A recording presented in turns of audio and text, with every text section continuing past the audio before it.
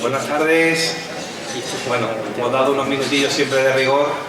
Sabemos que los viernes son algo complicado y bueno, hay gente que sale a trabajar y llega con el tiempo justo. Creo que ya es el horario, hemos esperado los minutos oportunos. Así que nada, bienvenidos. Bienvenidos y gracias por estar aquí en la última ponencia de esta jornada de la Hispanidad. En primer lugar, presentar a la mesa. Tenemos a Alejandro Criado, el máximo valedor de esta jornada y espero que de la tercera jornada de la Hispanidad. Como sabes, es tu casa y ya socio y amigo, por supuesto. A mi izquierda tenemos al don Salvador de la Peña. Digo don Salvador porque es muy reciente la elección de nuevo presidente de esta entidad. Ya fueron las elecciones y es el presidente. Yo ahora mismo estoy interino hasta diciembre, así que creo que era un gusto para mí, un placer que nos acompañara en el día de hoy en esta jornada. Y cómo no, a mi querido Diego Bañasco. Diego Bañasco ha sido el motor. Digo ha sido porque también abandona, por decirlo así, no abandona nuestra entidad, pero sí que abandona el cargo que ha tenido de cultura, en el cual ha realizado alrededor de 400 actividades en lo que ha durado su mandato. Desde aquí un agradecimiento por todo lo realizado y la verdad por hacer un referente de cultura a esta entidad y este Casino de Marbella. Sin más, Iván, todos bienvenidos, fíjate el aforo que tenemos, la verdad que encantado de que nos acompañen, de que esté aquí con nosotros en esta entidad centenaria. Así que, Alejandro, te cedo la palabra para que haga la presentación. Muchas gracias a todos por vuestra asistencia. Bueno, muchísimas gracias, Pepe Lorenzo. Es una lástima que no siga siendo presidente, pero creo que el nuevo presidente, Salvador de la Peña, lo va a hacer como mínimo tan bien como tú. Bueno, mi nombre es Alejandro Criado, soy el presidente de la Asociación Cisneros. La conferencia de hoy, La Reconquista de Iván Vélez, es la tercera conferencia que se organiza en estas jornadas de la Hispanidad por la Asociación Cisneros. Quienes no conozcáis la asociación, pues básicamente tiene tres principios fundamentales. El primero, la defensa de nuestra identidad católica de España, de 2000 años de antigüedad, y en esa línea pues hemos organizado ya algunas conferencias y queremos organizar en esta casa, si es posible, pues un ciclo de conferencias sobre un personaje fundamental para Marbella, para la historia de Marbella, como es Monseñor don Rodrigo Bocanegra, y ya para febrero o marzo tenemos una primera conferencia en ese ciclo que queremos organizar en honor a este gran personaje de la ciudad, que le debemos infraestructuras como por ejemplo el puerto deportivo de Marbella. En segundo lugar, el segundo objetivo de esta asociación es la defensa, la promoción de la cultura, de la historia de España y de nuestro patrimonio cultural, histórico e incluso natural. Y digo incluso natural porque una de las acciones que estamos defendiendo en este momento es la defensa de la ecorreserva de Ojén, que hemos presentado en la demanda en defensa del no cierre de este patrimonio natural que tenemos en esta zona y que es realmente muy valioso. En esa línea también de la defensa de la historia de España, pues tenemos el Premio España para jóvenes, para trabajo de jóvenes. Hemos organizado la segunda edición y, como digo, tiene como objetivo trabajo sobre la historia y la cultura de España para jóvenes. Y también en esta línea hemos organizado también muchas conferencias. Llevo ya cerca de 10 conferencias en general. Y luego finalmente el tercer objetivo es la defensa de algo fundamental en este momento, que es la defensa de la vida, de la familia, y para ello tenemos el Premio Familia, en el cual promocionamos entre niños y jóvenes relatos sobre la familia, porque en este momento España y Europa en general tiene una tasa de natalidad muy baja y por eso es importante este objetivo. Bien, voy a pasar a presentar a la conferencia de hoy, al conferenciante. La conferencia es sobre la reconquista de España, la construcción de España.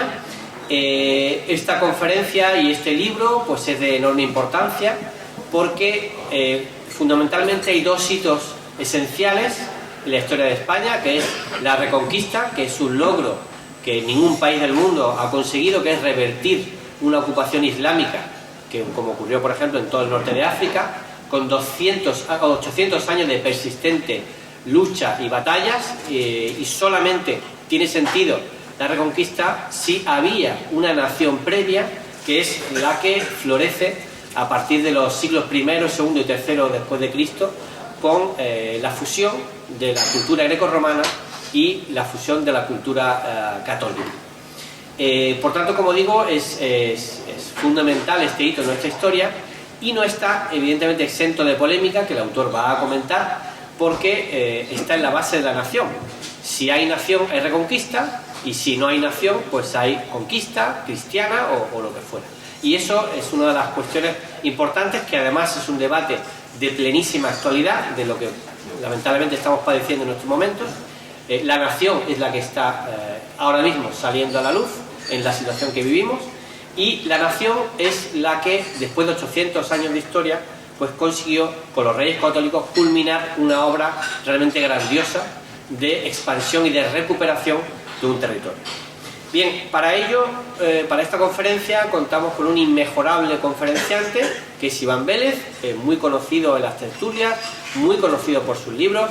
Él es fundamentalmente arquitecto, es también, aunque no lo parezca, pero es arquitecto, es más conocido como escritor, es también el presidente de la Fundación de NAES, la Fundación para la Defensa de la Nación Española, perdón, el director de la fundación.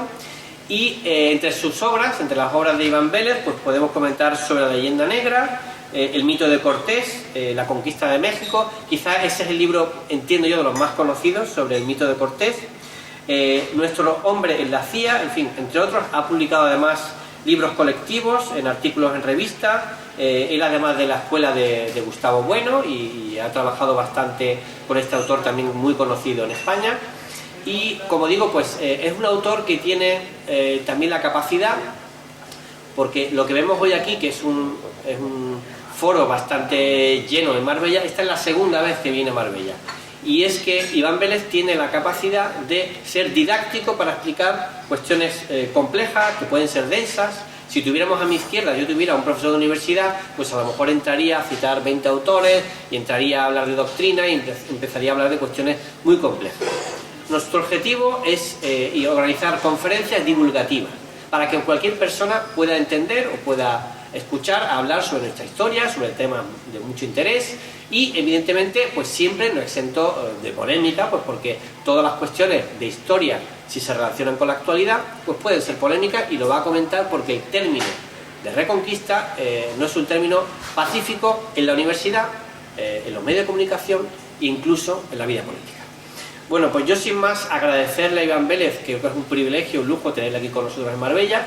Creo que lo he conseguido convencer para que no sea su última vez en Marbella y pueda venir pronto. Y yo sin más le cedo la palabra y agradeceros a todos vuestra presencia aquí en este acto el día de hoy. Muy bien.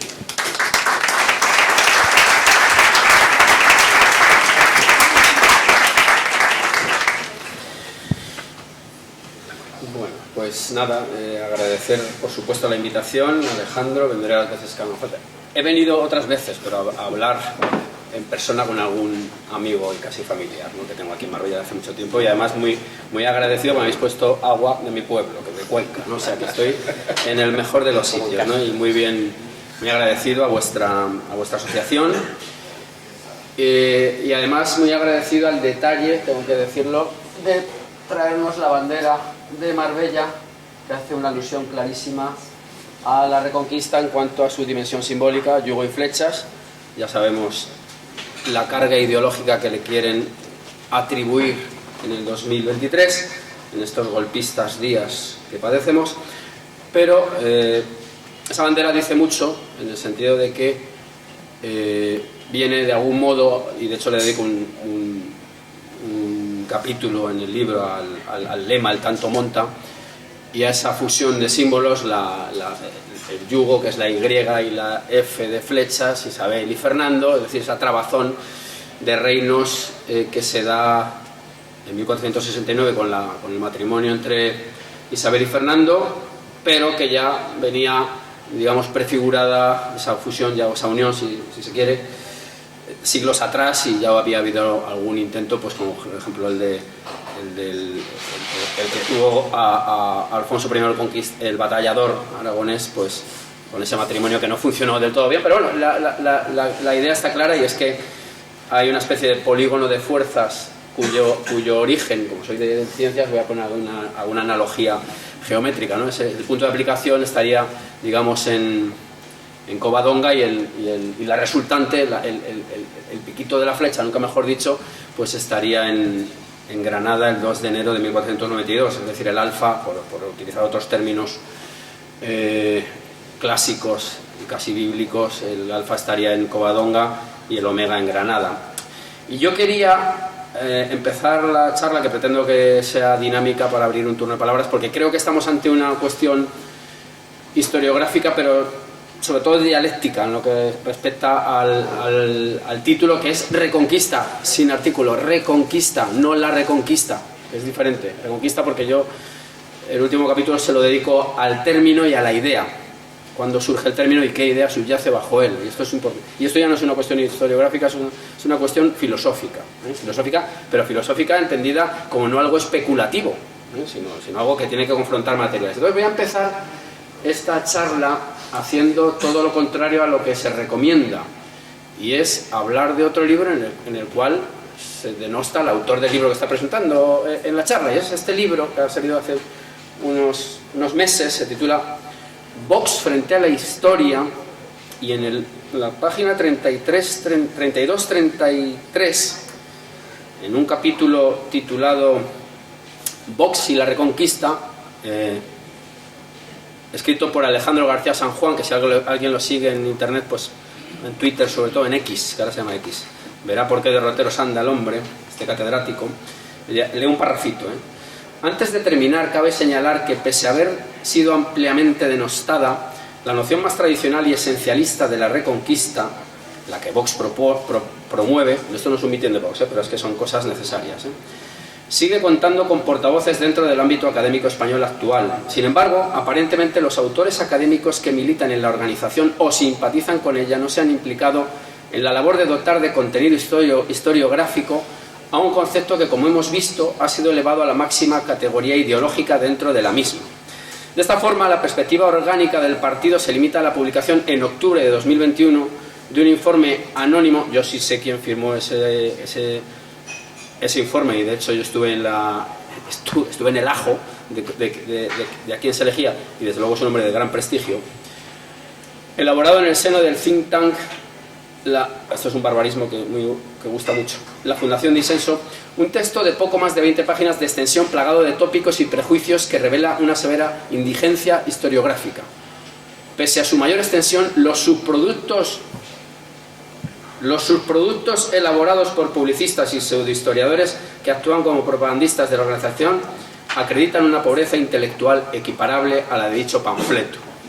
Nota al pie: Iván Vélez, La Reconquista, la construcción de España, Madrid, Esfera de los Libros, 2022. Bueno, pues, desde luego, ¿por qué traigo esto? Pues no porque yo sea masoquista, a nadie le gusta que digan que esto... que creo que algún dato historiográfico creo que contiene, sino para demostrar que el término y la idea de reconquista no es una cuestión neutra, sino que es una cuestión absolutamente ideologizada, y lo es desde hace muchos siglos. Ahora está enconada en un espectro ideológico español, como es bien sabido, roto por la mitad, polarizado. Los que aceptan el término y la idea de reconquista y las connotaciones incluso religiosas, católicas para ser claros, pues están en un espectro, y los que no aceptan ni siquiera la idea de España, España sería una ficción, pues hombre, no pueden aceptar bajo ningún concepto la idea de reconquista, porque la idea de reconquista dice unidad, y estamos en unos golpistas días donde lo que se está buscando es la destrucción de lo que yo digo, aquí yo afirmo en el subtítulo, que se construye, que es España. A mi juicio, y estas son mis tesis, evidentemente en consonancia con la escuela de Bueno, España se construye a partir de Covadonga, sin que por ello tengamos que pensar que necesariamente en Covadonga estuviera dada la idea de España tal y como aparece en el siglo XV. Esto quiero dejarlo muy claro. Esto es una cuestión muy seria. Es decir, lo que ocurre en Covadonga, Por cierto, tengo el honor de haber sido el que ha hecho el texto del cuadro La primera victoria de Ferrer Dalmau, que está expuesto en Cangas de Onís, encargado por un mexicano hijo de asturianos, para que se vea que las cosas tienen un recorrido. Es decir, que no sabemos lo que pasa por la cabeza de don Pelayo en el 718 o 722, porque se discute también la fecha, cosa que no va mucho más allá, que más da 4 años arriba, 4 años abajo, en tal cantidad de siglos no vamos a discutir. Pero lo que sí que está claro, y esta es un poco la idea que yo defiendo, es que después de esa victoria hay periodos de estancamiento, por supuesto, pero ya no hay casi periodos de retroceso. Rápidamente se llega al Duero, rápidamente tenemos ya reyes que se consideran emperadores. Alfonso III el Magno. Reyes que además se revisten de símbolos del Imperio Romano que han pasado también por el filtro godo. Reyes que están constantemente apelando al mundo godo, que es un poco, yo creo, lo que tú querías expresar, Alejandro, que es cuando se produce pues la conversión de aquel reino en un reino católico. Y es verdad que esto es un tema muy discutible, ¿no? Y muy de matiz, ¿no? Si realmente el reino visigodo es de España o no. A ver, hay una continuidad con la Hispania romana, eso es evidente. La propia palabra es prácticamente la misma, Hispania con H, Spania, se escriben los godos, y luego ya pues Spanna con 2 ñ, o sea, con ñ, en fin, es casi, hay una línea clarísima. No así por cierto en la otra parte peninsular ocupada por el Islam, que nunca se llama España, se llama Al-Ándalus, y esto dice mucho, nunca se dijeron españoles. Y sin embargo, en este lado cristiano, vamos a llamarle cristiano, se llaman españoles, y se llaman españoles a sí mismos, y sobre todo se llaman españoles también desde fuera. Es una de las formas de verificar que eres una cosa. Yo sí me autoproclamo esta tarde, por ejemplo, aquí, dentista, pero nadie me reconoce el título, pues evidentemente no soy dentista, soy a lo mejor un enajenado, ¿no? Entonces los españoles empiezan a ser llamados en cierto momento histórico. Pero bueno, a lo que yo voy es a lo siguiente. Pues yo considero que como rápidamente se llega al Duero, porque también es un mito la idea de que el Islam estuvo 8 siglos en toda España, en toda la península, estuvo en unos sitios y no en otros. Es decir, al norte del Duero estuvo muy poquito tiempo, y si uno se da cuenta, los vestigios musulmanes ahí, o de arquitectura, son escasos. Por más que los viajeros románticos del siglo XIX, como Fourier, como el de... ¿cómo se llama este? El francés este que vino el de viaje a España, ¿no? Teófilo Gautier, dijera que en Fuenterrabía ya veía rasgos moriscos. Claro, esto que no se enteran los del PNV, que les da algo, ¿no? Pero sí, porque son un partido muy racista y muy tal. Entonces, quiero decir que en el cuadrante noroeste apenas hubo una ocupación musulmana potente, hubo otra cosa, porque lo que se produce es una invasión, por cierto, también con mucho mito alrededor. Está la leyenda de la Cava, están mitos que además no tienen por qué ser falsos del todo, no tienen por qué ser falsos del todo. Pero lo que sí sabemos es que entra un contingente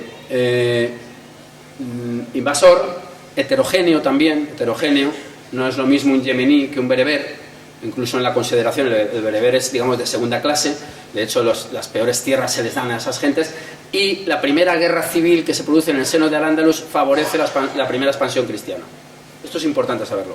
Y es importante saber una cosa que hoy, en este mundo políticamente correcto en el que nos ha tocado vivir, pues puede sonar mal a algunos oídos piadosos, pero la incompatibilidad esencial entre Islam y cristianismo es evidente, no hay manera de conciliarlo. Las propias crónicas lo dicen, las crónicas musulmanas hablan de los politeístas. El cristiano es politeísta. ¿Por qué? Por el dogma de la Santísima Trinidad. Eso es inconcebible, porque ellos están en un monoteísmo puro, y están además con un único libro. Es decir, la biblioteca de un musulmán no tiene por qué tener más de un libro, todo está en un libro, no necesita, este libro no es necesario, ni ningún otro, ¿no? Claro, la incompatibilidad es total, aun cuando hay ciertas salvedades con respecto precisamente a las religiones del libro, porque hay zonas comunes, pero la incompatibilidad es total. Y desde luego la entrada, ya vamos a ir metiéndonos en harina, la entrada de ese contingente invasor no es en absoluto pacífica. Digo esto porque desde hace un tiempo, y sobre todo también desde una doctrina que implantó un exfalangista llamado Lagüe, pues se ha pretendido ver la entrada de los musulmanes en el reino godo pues como una especie de predicadores que vendrían casi pues convenciendo a la gente de las bondades del Islam, pero olvidan que el rastro de muerte, de saqueo y de exterminio que van dejando a su paso es evidente y se constata en todas las crónicas. No voy a empezar a leer aquí porque pretendo ser una cosa ligera que se pueda discutir, ¿no? Pero desde luego no entran como cuando viene el testigo de Jehová y toca el timbre de tu casa, no, en absoluto. Entran de una manera, bueno, a sangre y fuego, ¿eh? Hace poco Yello Balbás ha sacado un libro muy interesante que aborda este asunto crucial, porque si no, no se entiende nada. ¿Hubo pactos? Evidentemente hubo pactos, pero son pactos, digamos, que vienen dados por la experiencia de quien no ha pactado. Quien no ha pactado se ha encontrado con la cabeza literalmente cortada, entonces pues conviene pactar. Es el caso del conde Teodomiro en la región de Levante, de Murcia, más o menos, ¿no? Tutmir, luego se llamó Tutmir porque se coranizó, y luego después, pues poco a poco esas familias, algunas de ellas que se coranizan al principio, se les relega a un lado y entran pues elementos, en muchos casos aristocráticos, ¿no? del mundo musulmán, que ya digo que es heterogéneo. Bueno, a lo que asistimos es, ya digo, a un avance perdón, constante del mundo cristiano, con los frenazos lógicos dentro de un periodo tan largo. Decía Ortega y Gasset que esto de Reconquista no se puede sostener, porque claro, 800 años guerreando, eso es imposible, evidentemente es imposible, pero claro, aquí estamos hablando, digamos, de la idea eje que va guiando a esos reinos. Una idea que se corrobora por la vía de los pactos. Los pactos, vamos, son constantes entre los diferentes reinos cristianos, y la cantidad de bodas que se dan entre los reyes es enorme. Yo, de hecho, he metido un montón de ejemplos precisamente para ilustrar que lo que hay es una conjunción de fuerzas, evidentemente con peculiaridades, porque estamos hablando del antiguo régimen, no se nos olvide eso. Estamos hablando de algo que termina en el siglo XV. No podemos pretender, con este actualismo que nos invade, pues yo qué sé, pues que Alfonso X fuera ecologista, eso es completamente inconcebible, o que doña Urraca pues se empoderara de manera feminista, eso es una aberración absoluta. Pero bueno, lo que está claro es que según los cánones del momento, lo que se actúa es, pues ya digo, con una idea de avance interesante y constante, hasta el punto, yo tengo ahí algún ejemplo, de que en algunos casos, cuando un rey muere, deja en herencia territorios no conquistados todavía, lo cual da cuenta de cómo hay una idea de recuperación, y ya empezaríamos a utilizar toda esa terminología, ¿no? Los términos que más se utilizan es el de... No sé si se oye aquí. ¿Sí? Ah, vale, es que oía un ruido, no sé. Sí. Se habla mucho, sobre todo en las primeras crónicas, siglo VIII y demás, y en adelante, la pérdida y restauración de España. Claro, y aquí entra un factor fundamental, ¿no? Y es que a mí me parece que la España actual, a mí me parece, esto lo podemos discutir, sin negar todas las instituciones godas que se mantienen, yo creo que la España de la que procedemos es la España posterior a Covadonga, no la previa. Y que el reino visigodo de Toledo opera como modelo. Pero la prueba de que no se restaura es que en 1492, el 2 de enero concretamente, no reaparece el reino visigodo de Toledo. Ha aparecido otra realidad, que es lo que denominamos la nación histórica española.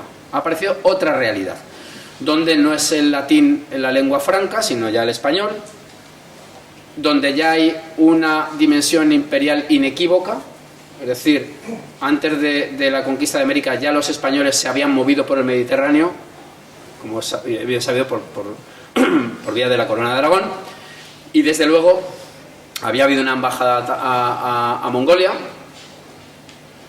y desde luego la idea de Colón no es una ocurrencia del día siguiente, porque es que no da tiempo ni a elaborarla, es porque hay ya una idea de un mundo esférico que hay que recubrir. Es decir, que el imperio español, y así se denominan muchos emperadores, que muchos dicen, bueno, es que esto es una cosa como un delirio de grandeza. No, perdón, no es ningún delirio de grandeza. A Alfonso II el Casto se le ofrece en Francia una corona de emperador, es decir, desde un punto de vista externo, dado su poder. Pero es que luego estos Imperator Totus Hispania, o como se diga en latín, es que de verdad dominan varios reinos, y los dominan de verdad. O sea, es decir, son reinos tributarios todos los demás. Es decir, que sí que hay una idea imperial, pero la idea, cuando digo que es un imperio católico, es por la vía de lo religioso, evidentemente son católicos, pero incluso por la vía etimológica geográfica. Católico significa universal. Catos, tierra, olon, toda la tierra. Y es lo que se trata con Colón. Por eso la cuestión de Colón, aunque lleva implícita la cuestión de las especias y todo lo demás, lo que da cuenta es de una visión clara y una concepción global clara, global en cuanto a globo. Es más, es un intento de globalización. Globalizaciones hay muchas, pero esto es un intento de globalización. Es decir, es un proyecto netamente imperial. Y lo veremos después en América. Es decir, si nos tiráramos aquí hablando 3 o 4 días, ya seguiríamos con América. Y si nos damos cuenta, que estamos aquí en Marbella, no estamos muy lejos de Granada, Santa Fe, que es el campamento desde el cual se toma Granada, ¿cuántas Santa Fes encontramos en América? Muchísimas. Y no solo por el nombre. De hecho, el chaval este me ha traído es de Santa Fe de Bogotá. No solo por el nombre, sino por la propia configuración de las ciudades. Es decir, la plaza de armas, todas las instituciones, el tipo de reparto que hay del territorio. Es decir, la célula imperial española es la ciudad. Por eso decimos también que el imperio español es civilizatorio. También por lo etimológico, porque hay civitas, hay ciudad, y porque de algún modo, siempre por supuesto, insisto, desde la perspectiva de hombres del siglo XVI, XVII, hay una integración de esas sociedades con las que se traba contacto. La densidad de mestizaje que produce España no la da ninguna sociedad europea. Esto hay que decirlo claramente. O sea, los Hernán Cortés, si los hubiere, que no los hubo, por cierto, pero si a pequeña escala, no tuvieron esos hijos mestizos ni los legitimaron, como hizo Hernán Cortés, por ejemplo, Es decir, que la perspectiva cristiana está implícita, pero también la expansión territorial. Bueno, esta sería más o menos la idea que yo manejo de Reconquista. Y ahora yo voy a decir dónde creo que está el final de la Reconquista. Pues al final, en un examen de historia, si es que todavía se da en clase cosas que no sean locales, la historia de mi pueblo, pues tendríamos que decir que es el 2 de enero de 1492, aprobado. Pero ¿dónde se acaricia ya la consecución de esa restauración, que luego no es restauración, insisto?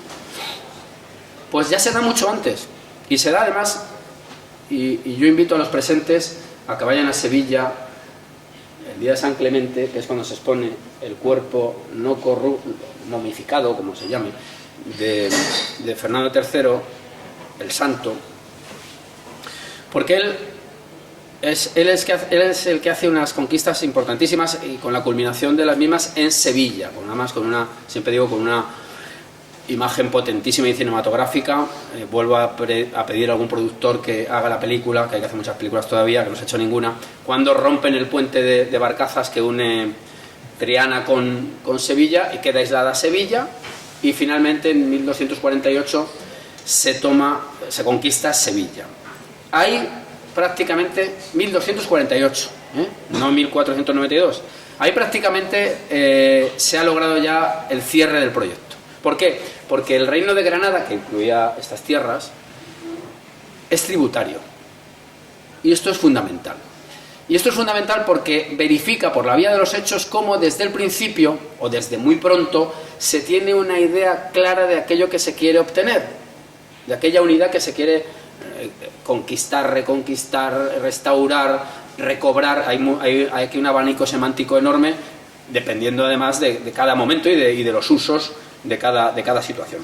Y la clave nos la da, yo creo, el testamento de Fernando III a Alfonso X, que es el impulsor, por cierto, de las partidas, código jurídico importantísimo, que el otro día me llevó una sorpresa muy interesante, porque escribiendo un libro que me han encargado, este también es un encargo, tengo que decirlo, para que la gente no piensa que es que yo estoy en esas coordenadas en mi habitación ahí maquinando, ¿no?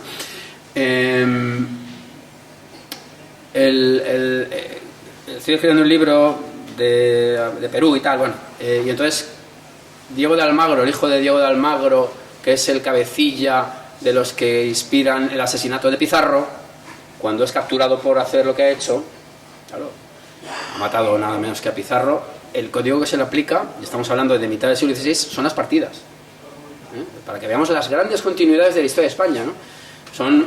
Es un código jurídico que lo elabora, digamos, el taller de Alfonso X, pero para que veamos la vigencia que tiene a ambos lados del Atlántico y en el propio desarrollo histórico, ¿no? En el curso de los años, ¿no? Hay que decir también, antes de esta pequeña cita, que Alfonso X, el sabio, efectivamente goza de una enorme popularidad dada, bueno, pues dada por supuesto su labor, ¿no?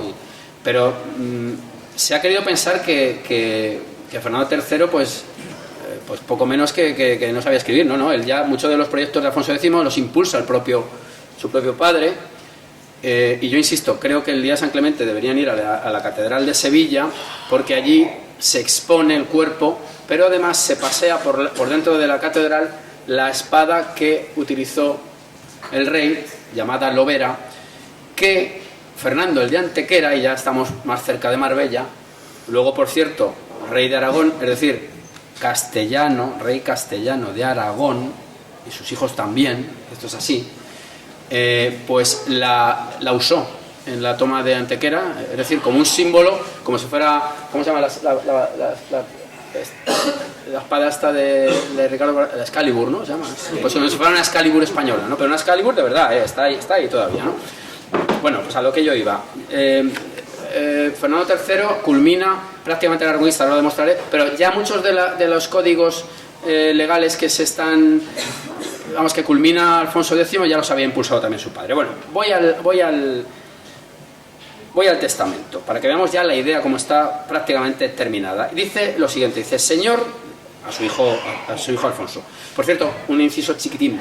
Alfonso X, que es el autor, el impulsor del fecho del imperio y del fecho de la Allende, es decir, el intento de tener un imperio europeo y el intento de saltar a África, que es desde donde saben que está la plataforma o la lanzadera de las invasiones, almohade, almorávide y la inicial. Eso se tiene conciencia todo el rato. Bueno, dice lo siguiente, no me extiendo más: Señor, te dejo de toda la tierra, de la mar acá. Es decir, clarísimamente está hablando de la península. Que los moros del rey don Rodrigo de España ganado hubieron. Atención, hay que analizar cada palabra, ¿eh? Que los moros del rey don Rodrigo de España, es decir, ya está haciendo alusión a esa España visigótica, ganado hubieron. Et en tu señorío finca toda, y en tu señorío queda toda. Toda, dice. La una conquerida, es decir, la una conquistada, es decir, ha conquistado Jaén, Córdoba y Sevilla, y queda esta franja que llamamos Reino de Granada, que por cierto no se identifica con la provincia de Granada, también hay que decir las cosas porque aquí hay ya una distorsión importante. Y por cierto, otra recomendación: 2 de enero de cada año hay que ir a Granada, a ver el tremolar del Pendón, que se tremoló también, lo digo para aviso a algunos ideologizados actuales, se tremoló en la Segunda República, Quede claro que también, quiere decir que aquellos señores de hace muchísimo, desde hace casi un siglo, por la Segunda República hace casi un siglo, que se nos pierde la perspectiva, no habían renegado de la historia de España, no eran extraterrestres o gentes que por más contaminación masónica que tuvieran, habían hecho borrón en cuenta nueva. Hay que ir a Granada esos días, hay que ir a esos símbolos tan importantes, hay que reivindicar estos símbolos, porque es que son unos símbolos.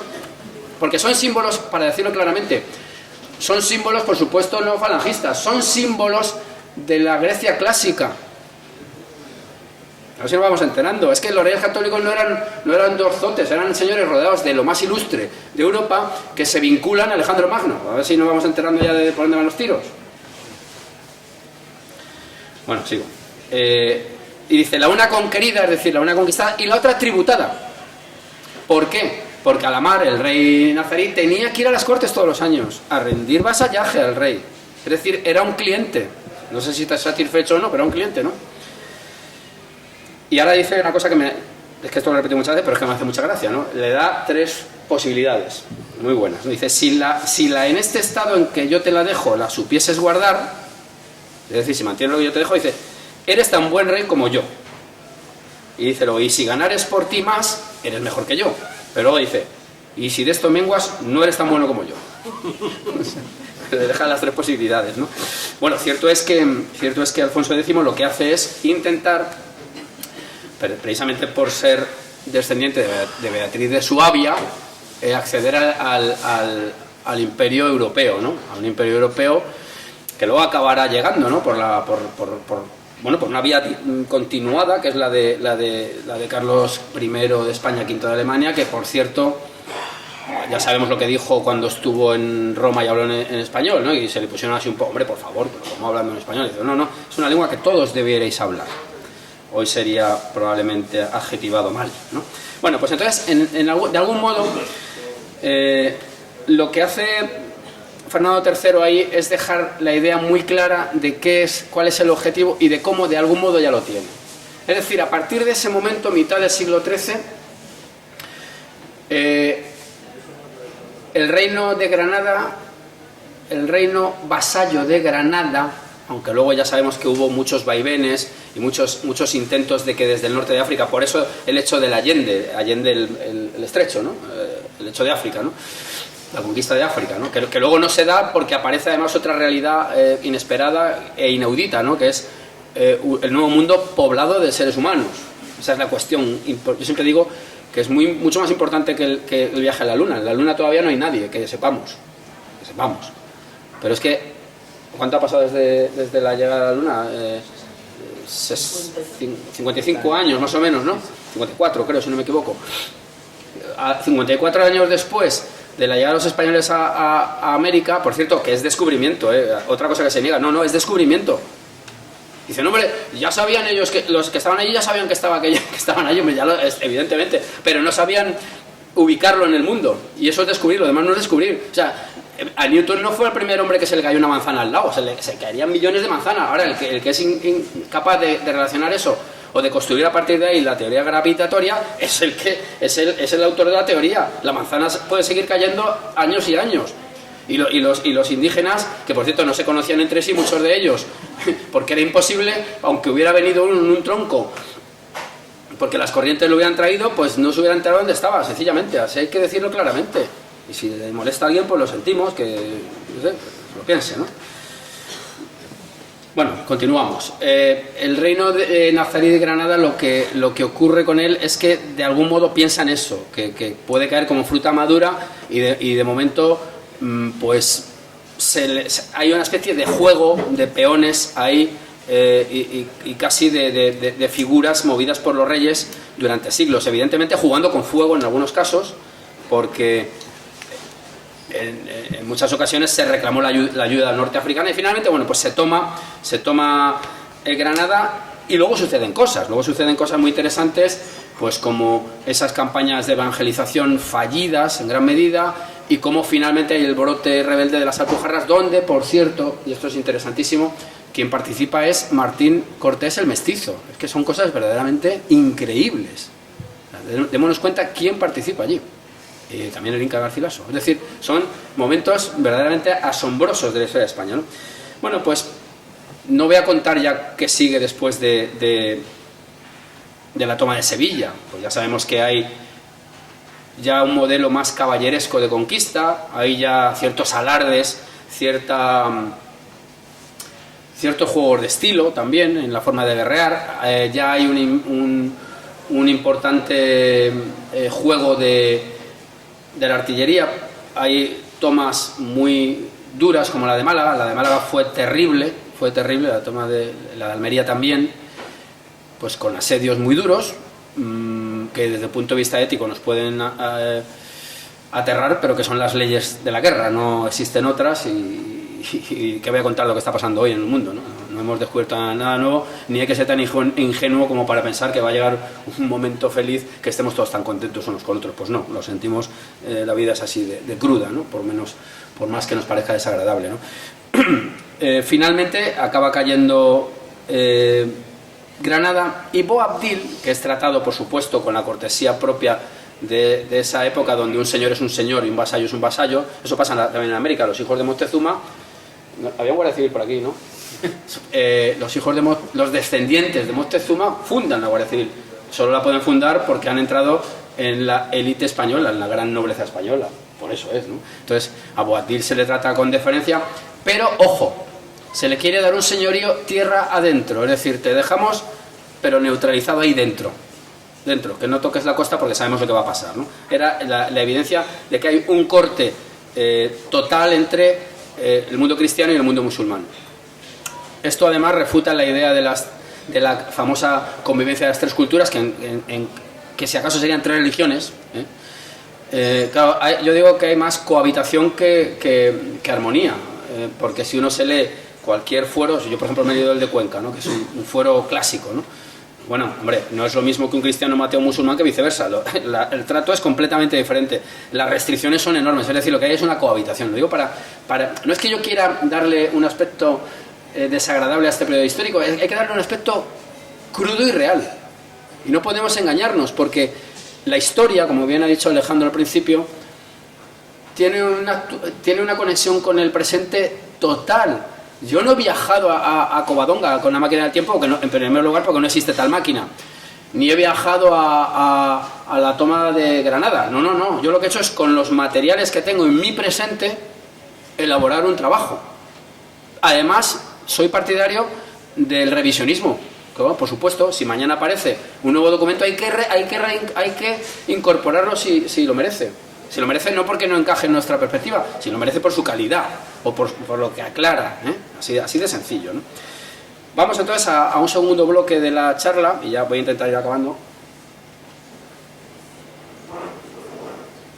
Y es que lo que son los hechos, con mayor o menor precisión, con mayor o menor nivel de manejo de fuentes, y yo no soy un historiador, también lo tengo que decir, he manejado unas fuentes, yo creo que las clásicas, las crónicas albeldense, todas esas del principio, luego pues la de Jiménez de Rada, que viene después de las Navas de Tolosa, uno de los hitos fundamentales, ¿no? Las clásicas, yo creo, permiten una reconstrucción de este periodo histórico, pero la cuestión es más compleja. La cuestión es que el término reconquista, como se ha demostrado en esta obra, levanta muchas ampollas, por lo que hemos dicho, por la polarización de la sociedad española. Ahora bien, lo siento para estos académicos, pero el término reconquista no es del siglo XIX, como suelen sostener con mucha intención ideológica, por otra parte. ¿Por qué les interesa que sea del siglo XIX? Porque en el siglo XIX aparece la nación política española, que no nace de la nada, nace de la nación histórica que se ha ido cristalizando durante estos siglos. Es la revolución que se da en Francia, se da también en España, las Cortes de Cádiz. Esa es nuestra revolución, la revolución del primer liberalismo, que no tiene nada que ver, por supuesto, con el liberalismo que ya conocemos hoy por hoy, ¿no? Que dicen que se purgan en algunos sitios, ¿no? La revolución que se da cuando se dice españoles son estas gentes que están en ambos, o la nación española, perdón, es la reunión de los españoles de ambos hemisferios. Claro, eso es un giro total que se ha dado frente al mundo anterior de virreinatos y demás, lo cual no anula todo lo acumulado históricamente en el periodo virreinal o imperial. Esa es la cuestión. Es decir, esto, volviendo otra vez a esto, que por cierto los autobuses he visto que lo han medio borrado, hay que intentar que lo hagan, que se vea claro que es un yugo y unas flechas, no un monigote raro, un yugo y flechas, hay que ir a lo que vamos, ¿no? O sea, estas cosas persisten. Y de hecho en Andalucía, yo que he trabajado 3 años en Andalucía y estoy encantado de haber estado aquí 3 años, me dediqué un día, la bandera de Andalucía sabemos que es un invento de antes de ayer, ¿no? Lo sabemos, ¿verdad? Es una cosa de ayer, no tiene ningún recorrido histórico. Si hay que hacer un trabajo de análisis de los escudos de las ciudades andaluzas, porque Andalucía no era una región como tal, es un vocablo que aparece en un momento dado, pero digamos que digámoslo claro, Andalucía es Castilla. Como el País Vasco, por otra parte, ¿eh? Lo siento por... Si hay alguien que le duele, pues lo siento, que estudien un poquito más.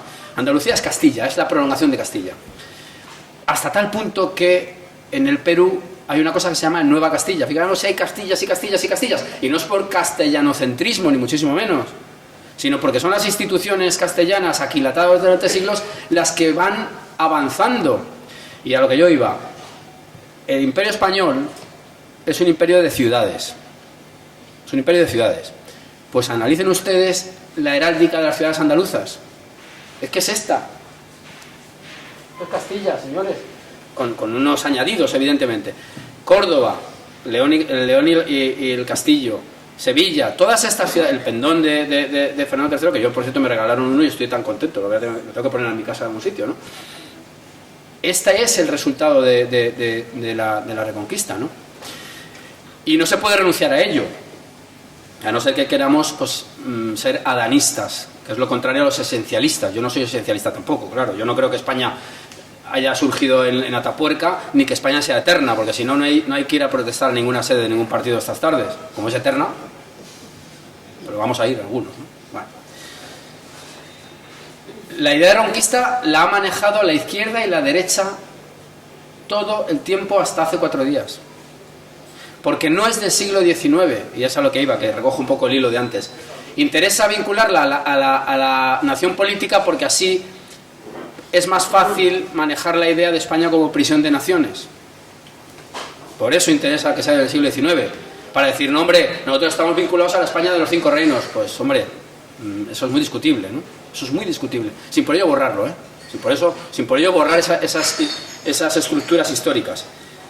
Pues no es del siglo XIX, señores, es del siglo XVIII y probablemente ya estaba circulando a finales del siglo XVII. ¿Y por qué esto es importante? Pues porque también hay quien dice, singularmente por ejemplo en estos días las sectas catalanistas que han vuelto a poner en el papel este que han firmado, no sé qué de los decretos de nueva planta, estos delirios totales, como si fuera una nación. Es que no había ninguna nación, no había ninguna nación. Lo que habían eran estructuras previas que evidentemente tienen que ser borradas para que se transformen en otras. ¿Por qué digo esto? Porque también podría ser interesante que el término Reconquista estuviera vinculado a los Borbones, esos hombres que vienen a borrarlo todo. Pues tampoco, ya está antes. ¿Qué está ocurriendo entonces? Pues que es una idea que, aunque adopte diversos nombres, está ya latente desde hace muchos siglos, con la idea de pérdida y restauración, reconquista, y todos estos conónimos, por llamarlo de algún modo, están en una banda de significado muy parecida, y por supuesto que incorporan mitos. Yo he dedicado al Cid, como es lógico, un capítulo obligado, por cierto, el Cid, que sería una especie de facha del siglo XI. No, pero hombre, si el Cid lo cantan todos los poetas del 27, todos.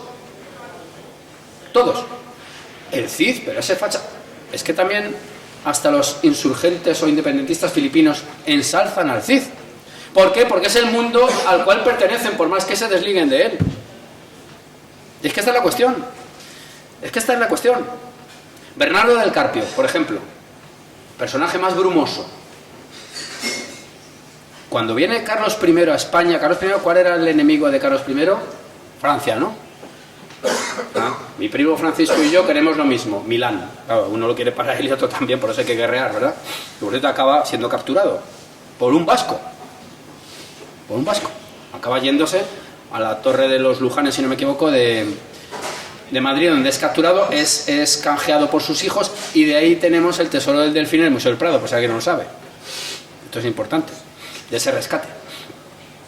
¿Qué hace Carlos I cuando llega? Un hombre que no sabe ni hablar español, y que había sido muy puesto en cuestión porque era su hermano el preferido de los españoles por haber nacido en España, que eso es otro tema muy interesante.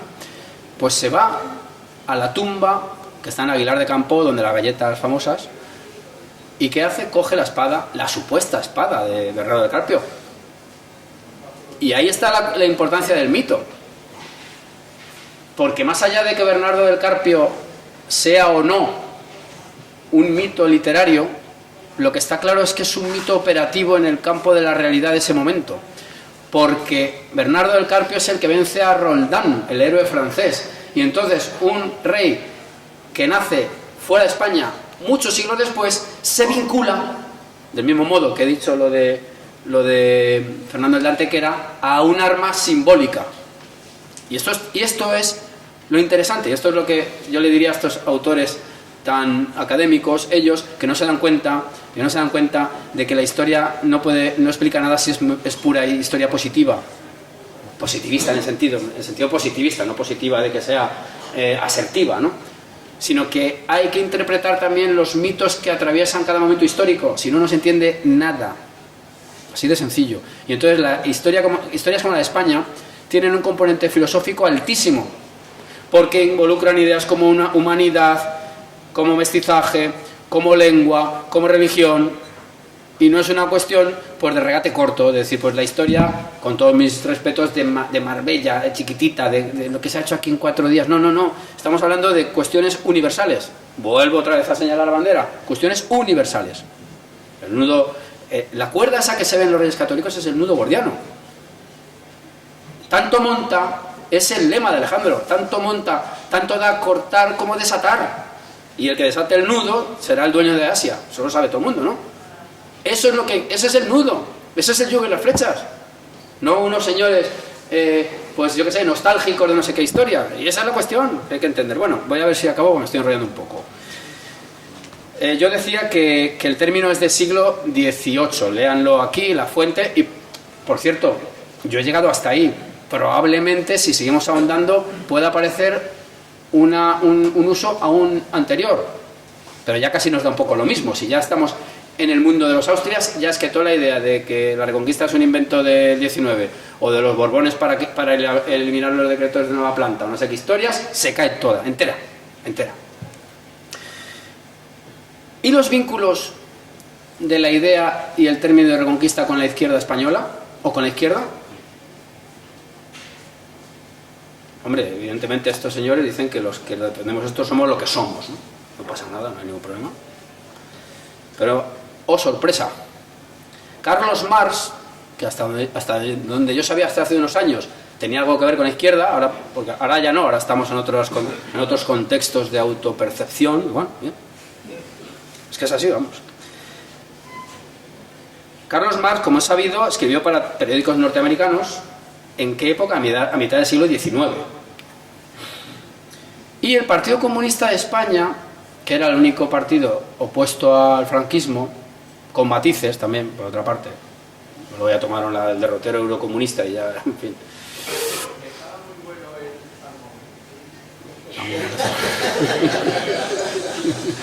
No lo vamos a discutir.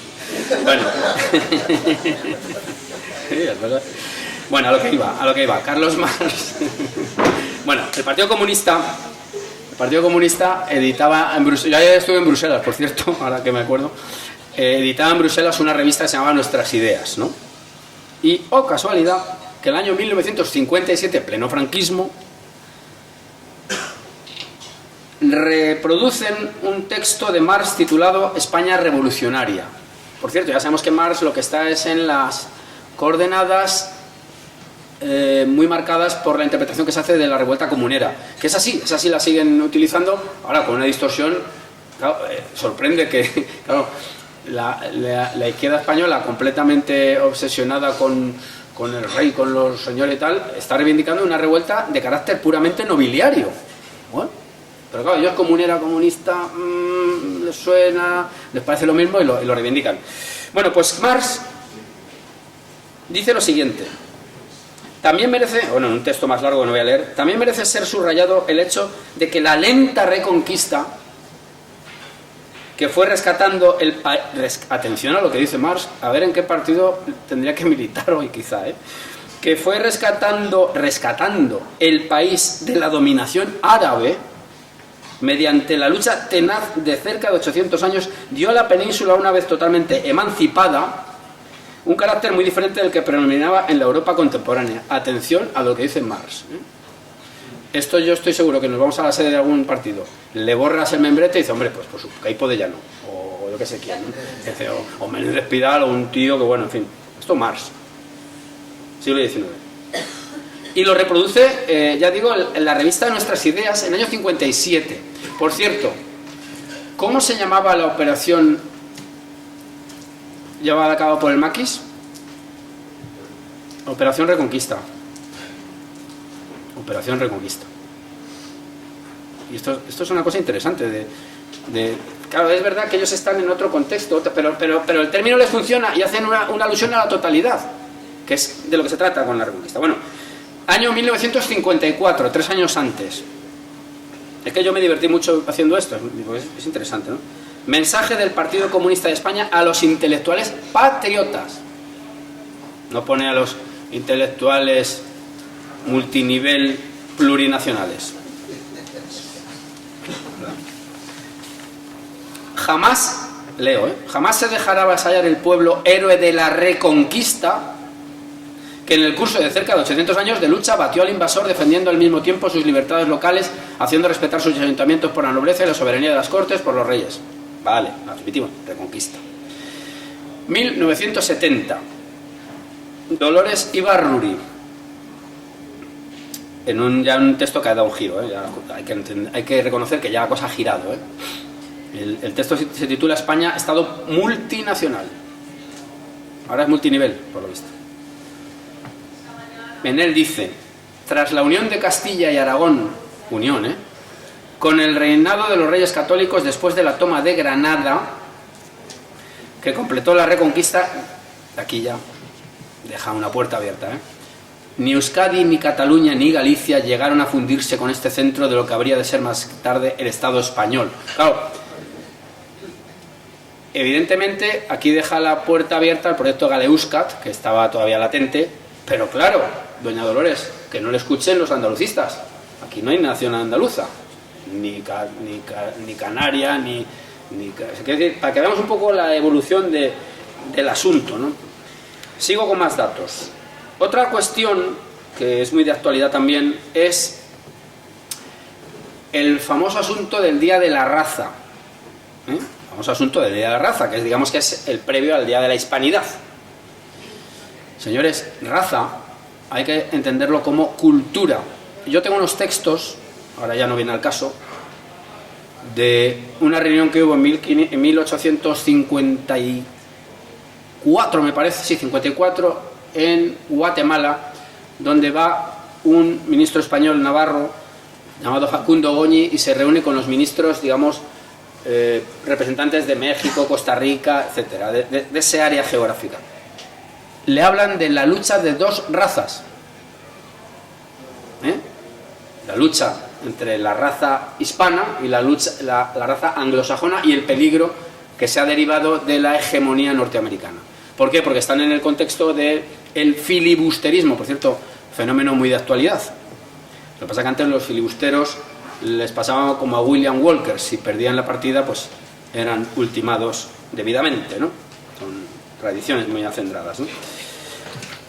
En definitiva, y ahora ya sí que cierro, que creo que ya me estoy pasando.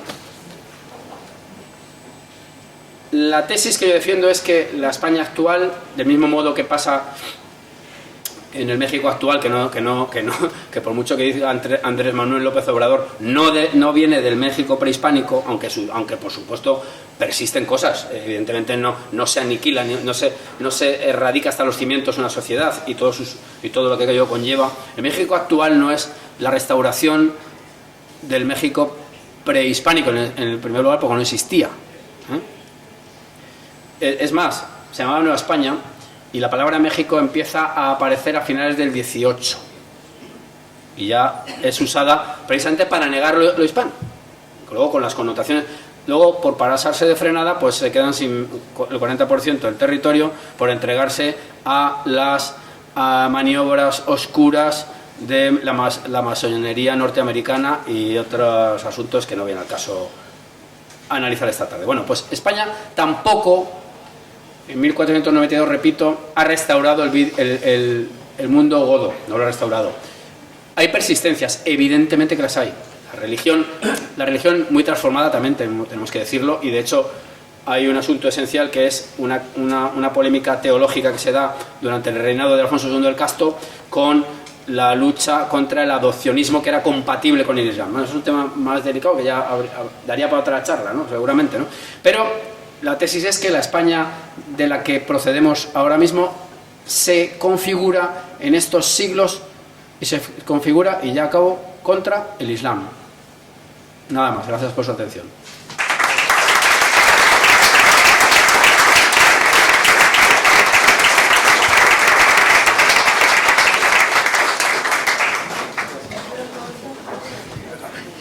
Bueno, pues muchísimas gracias. Creo que ha sido muy ilustrativa, muy didáctica la conferencia que nos ha dado sobre la Reconquista, con todo lo que conlleva desde el punto de vista conceptual e histórico. Y si os parece, podemos abrir un turno de preguntas. Antonio. Como el micro, puedes hacerlo, pero estoy tan cerca de ti y no solamente físicamente. Bueno, perdona. Por el cariño que te tengo. Dale. Hola. No va. Espera que vamos a cortar aquí el micro. A ver ahora. Bueno, pues alto. Ahora sí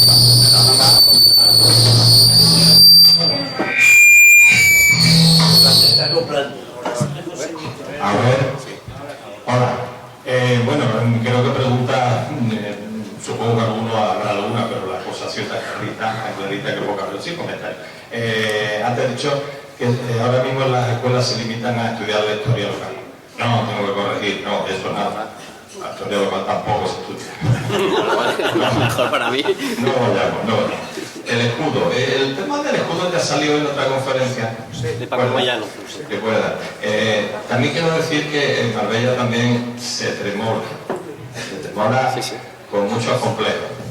Se saca aquí al balcón el escudo Guisojil, porque el antiguo sigue guardado en una urna y no lo quieren sacar, es una pérdida de identidad o un intento de pérdida de identidad de Marbella.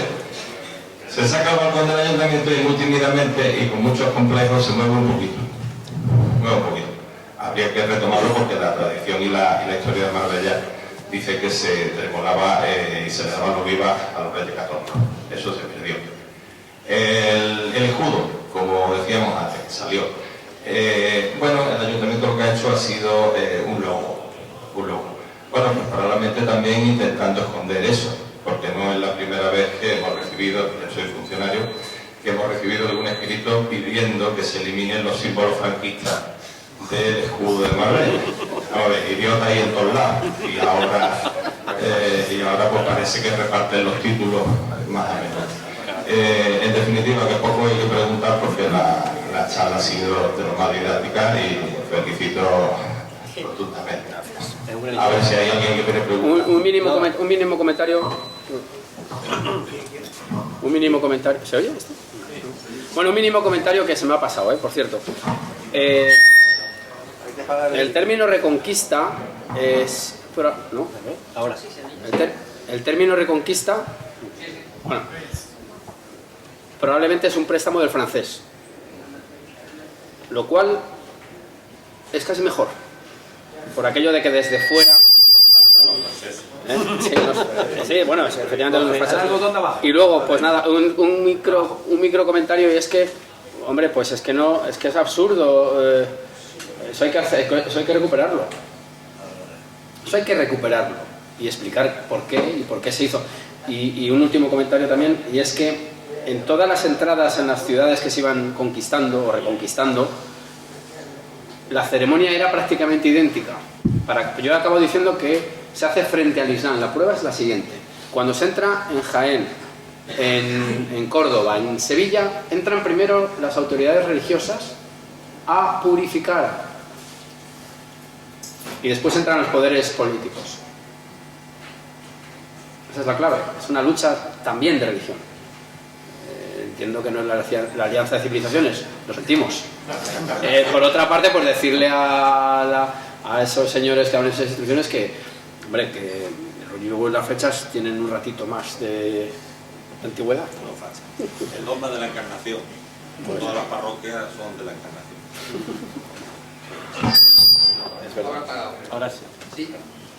Sí. Muy breve. Teniendo una historia tan extraordinaria en nuestro país, ¿por qué cree que la industria cinematográfica española, no recientemente, desde hace 50, 60 o incluso más años, ha renegado de nuestra historia, no trata el tema histórico y no hacen películas históricas, cuando tenemos personajes extraordinarios, epopeyas extraordinarias, en fin, una historia inigualable? Bueno, pues no, yo pienso que es una cuestión puramente de sectarismo ideológico. Vamos a ver, en España se llevan medio siglo, como mínimo, aparte ya de otros matices de escuelas historiográficas que han... Pero hombre, desde la transición, la mitificada transición, pues hombre, lo que se están haciendo son historias regionales. Entonces, por ejemplo, Hernán Cortés, si esto es el más pesado, pero es que es el que más he trabajado como personaje, ¿no? Hernán Cortés nace en Medellín, Badajoz. Pero hombre, Hernán Cortés es extremeño sin duda, no, eso nadie lo va a negar. Pero es un español, ¿no? O sea, es un héroe de unas dimensiones universales. Como en España estamos fomentando el localismo, eso se escapa completamente. Y además, hombre, si uno se lee las crónicas americanas, se dice españoles constantemente. Y venga españoles, y venga españoles. Claro, como eso no se puede decir, ¿cómo vas a hacer la epopeya de un hombre que representa a una nación? Esas películas, hay excepciones también, ¿eh? Cuidado, porque no todo está perdido. Y ha habido cierta reacción en los últimos años. Por ejemplo, el musical de Nacho Cano está arrasando, ¿eh? Y ahora se va a llevar a Estados Unidos y probablemente a China, según me han soplado por ahí. Es decir, y es un documental que no es negro legendario, ¿eh? Tiene aspectos, es que es un espectáculo, no es una lección de historia. Estos días, y yo quiero ir a verla, se está estrenando un documental titulado 1212, que es la fecha de las Navas de Tolosa. Asociaciones como esta han ido brotando en los últimos años muchísimas. Esto hace unos años era casi impensable. Yo por DENAES lo he visto. DENAES lleva casi 20 años trabajando y el movimiento hispanista, con todos los matices que se quiera, por supuesto no todos dicen lo mismo, está funcionando cada vez más. Los libros se han vendido, etcétera, etcétera, ¿no? Pero la industria cinematográfica no le falta un empuje probablemente, y quizá yo voy a poner ya en modo rappel. Pues seguramente cuando España esté ya destrozada enterita, pues alguien vendrá a hacer las películas que no hemos hecho, porque es que el material, o sea, cualquier crónica americana es un guión en sí mismo. Ahí hay epopeya, hay drama, hay excesos, hay sexo, hay de todo, ahí está todo, prácticamente está el guión hecho. Eso sí, hay que meterle más pasta que la que le han metido a esas series de Cortés que se hicieron hace un par de años, que eran 4 caballos, 3 caballos, un poquito más de presupuesto, pero está hecho. Se trata de que alguien lo haga, y alguien lo hará. Yo estoy seguro que alguien lo hará. Y además se hará por una razón. Todos los imperios se miran en imperios anteriores. Entonces, algún imperio del futuro se mirará en el imperio español. Creo, ¿eh? Como yo no estaré, no podré corroborarlo. Bueno, yo quería preguntarte yo quería hacerte una pregunta, una aclaración sobre la segunda parte del título de tu libro, que es la construcción de España. Yo tengo mis dudas, es decir, yo no soy historiador ni sé ni la décima parte de lo que tú sabes de historia, pero a mí me da la impresión de que la Reconquista, lo que empieza en Covadonga, es la construcción del primer Estado moderno, pero España en sí, además tú lo has mencionado, ya existía antes. Es decir, la idea de España evidentemente no es lo mismo, porque se parte de una época completamente diferente, pero ¿a ti no te parece, te pregunto, que sobre todo lo que se construye a partir de Covadonga, que es lo que plantea pues, tu escuela de Fernando Bueno, es sobre todo España como el primer Estado moderno, más que la propia idea de nación, que la idea de nación, la idea de sentirse algo distinto a los franceses o a los africanos, sentirse Hispania, viene de muy atrás? En las crónicas ya aparece la ruina de España, que es la toma de los musulmanes. Claro. Y lo ponen claro las crónicas. A ver, es que aquí esta es una idea que se va desarrollando. Es decir, por ejemplo, unidad e identidad, que es siempre el problema, ¿no?, en estos casos. La unidad ya te la ha dado el Imperio Romano, en cuanto aunque tienes ya esa unidad provincial, ¿eh? Pero luego la identidad va cambiando, ¿no? Entonces, identidad es una palabra muy peligrosa que no me gusta utilizar, pero bueno.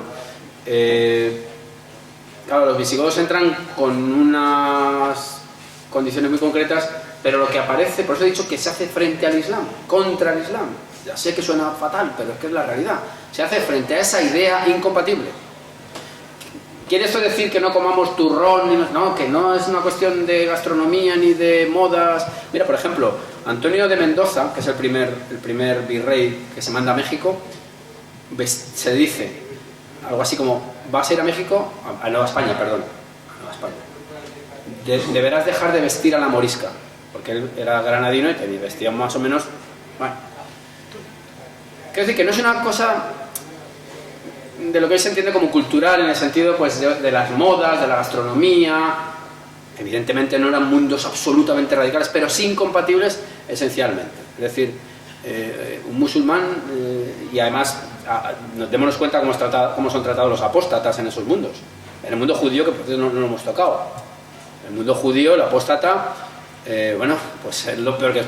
Por eso el problema de la Inquisición. Por eso el problema de la Inquisición. La idea del converso, del no converso, del falso converso y del apóstata. Esos son problemas gravísimos. Entonces, claro, pensar que estamos ante una especie de jardín de infancia democrático, de coexistencia, como estas empresas norteamericanas que tienen peluches, no, señor, no, había una idea de recuperación de un terreno que, bueno, es que tengo, no sé, si me lío al final he impreso esto y no he citado nada, porque es que yo me tiro horas y horas, pero es que hay una cantidad de referencias. Por ejemplo, vamos a ver, Don Juan Manuel, famoso Don Juan Manuel: et por eso hay guerra entre los cristianos et los moros, et habrá hasta que hayan cobrado los cristianos las tierras que los moros les tienen forzadas. Más claro, agua. Dice que cuanto por la ley ni por la secta que ellos tienen, no habría guerra entre ellos. Bueno, entre ellos no habría guerra. Nosotros con ellos tenemos la obligación de tener guerra. Es que es una detrás de otra. O sea, es que es algo, no sé, yo qué sé. Por ejemplo, Jorge Manrique. Y pues vos, claro varón, tanta sangre derramasteis, de paganos esperad el galardón que en este mundo ganasteis por las manos, y con esta confianza y con la fe tan entera que tenéis, partid con buena esperanza que esta vida tercera ganaréis. ¿Por qué? Porque ha combatido frente a los moros, una especie de guerra santa. Es que es una cosa constante. O sea, es que, no sé, yo podría poner...